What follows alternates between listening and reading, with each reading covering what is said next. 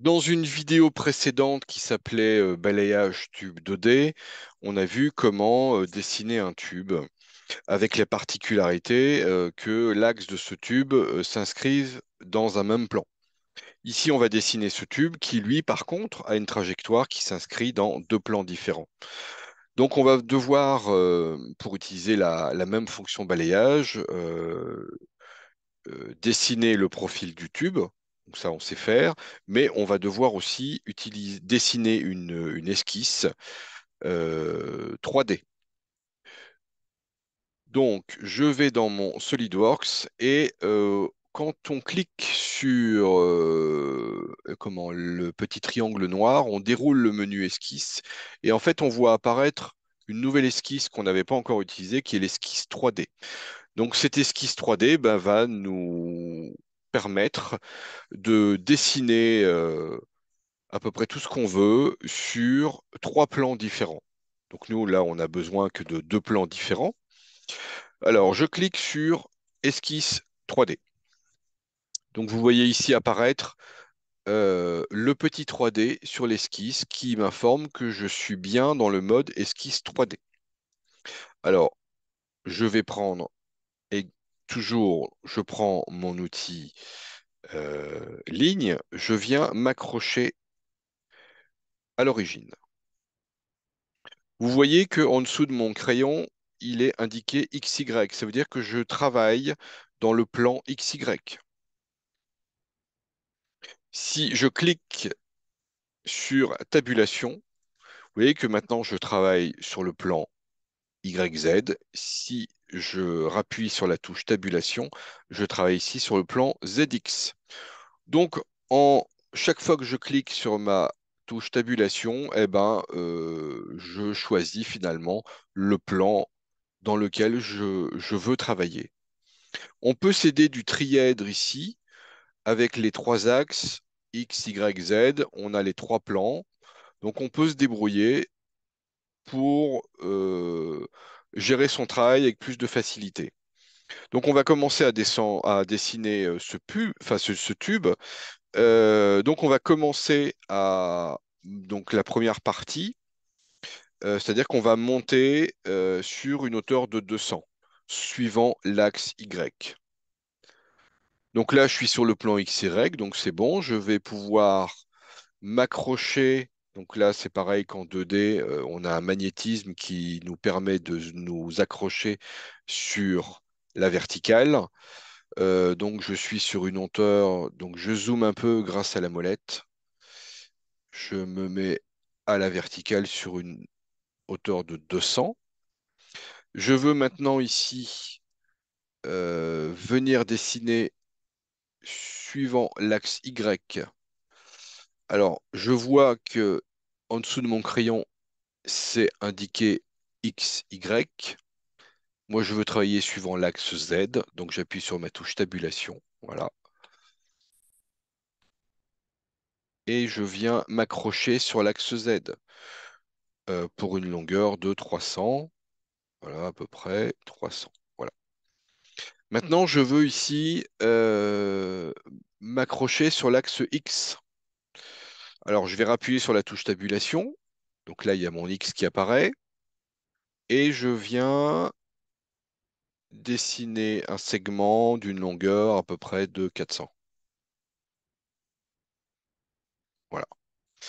Je peux appuyer sur la touche Escape pour sortir de mon outil ligne. Voilà. Donc je vois que j'ai une trajectoire qui est conforme à la trajectoire du tube que l'on désire dessiner. Donc je vais prendre ici mon outil. Alors avant ça, je vais coter. Alors ici, donc on est sur du 200. Ici, on est sur du 300 et ici, on est sur du 400.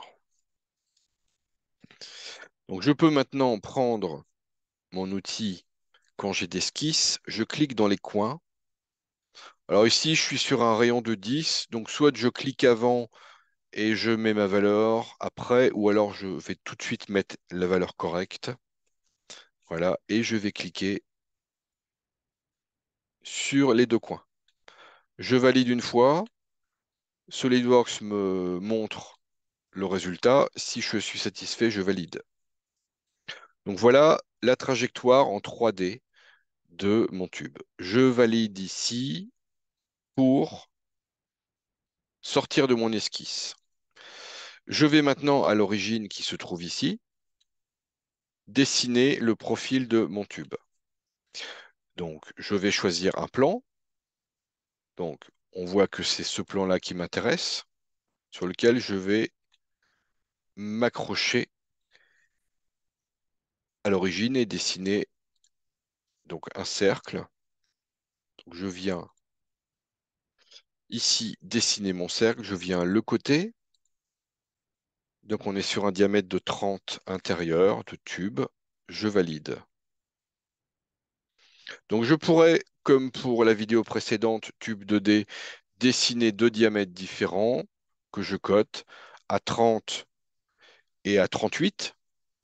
Mais je vais vous montrer une autre méthode. Donc je sors de mon outil cotation et je sors de mon esquisse. Voilà.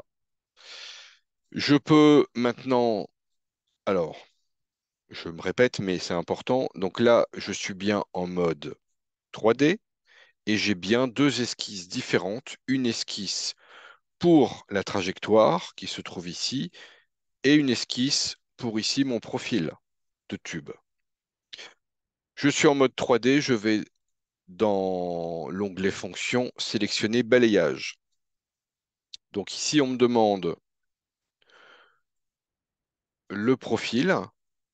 Voilà, donc il apparaît ici, il est sélectionné. Et maintenant, je clique sur la trajectoire. Donc là, j'ai un tube. Enfin, c'est pas un tube, j'ai un rond plein. Alors, pour lui donner une épaisseur, pour en faire un tube, ici, je clique sur Fonction mince et je rentre ici la valeur de 4 mm qui correspond à l'épaisseur de mon tube. Alors, si je fais un zoom profil esquisse, donc là, on est sur un diamètre de 30. Ça correspond à ce qui est inscrit sur mon plan. Et ici, j'ai une épaisseur de 4 mm de tube. Si je voulais inverser, par exemple, et dire que finalement 30, c'est mon diamètre extérieur, je peux ici inverser les directions. Vous voyez votre tube, enfin, chaque fois que je clique dessus, j'inverse la direction. Donc, et on est bien sur un diamètre de 30 intérieur, donc je valide. Donc voilà notre deuxième tube. Alors,